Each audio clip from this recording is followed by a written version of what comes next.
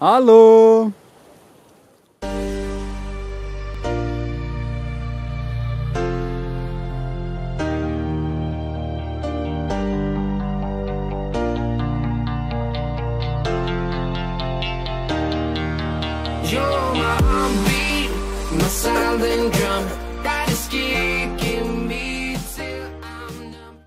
So, ich präsentiere euch hinter mir die berühmte Reisterrasse von U-Boot.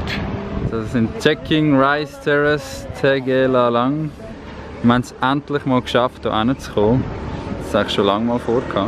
Wir haben gedacht, wenn wir schon kommen, nehmen wir doch gerade den ganzen Konvoi mit. Meli, Tommy, Angie, der Pam, der Dome. Und da kommt noch die Laura. Also die Aussicht passt schon mal. Jetzt gehen wir mal schauen, wie es von dort unten aussieht.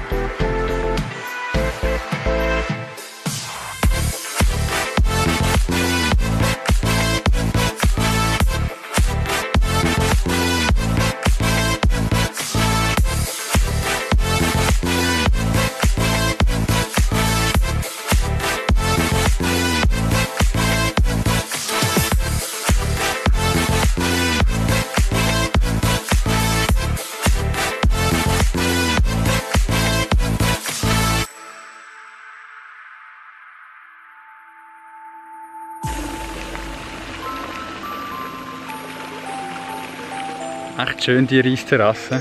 Vor allem wenn man noch ein bisschen hinterher läuft, ist man plötzlich fast allein.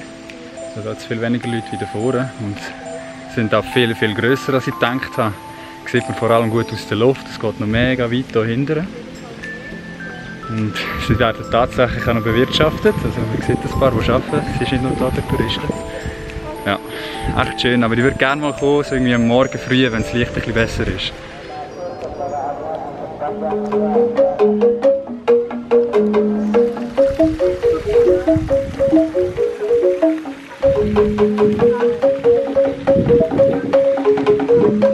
Bagus.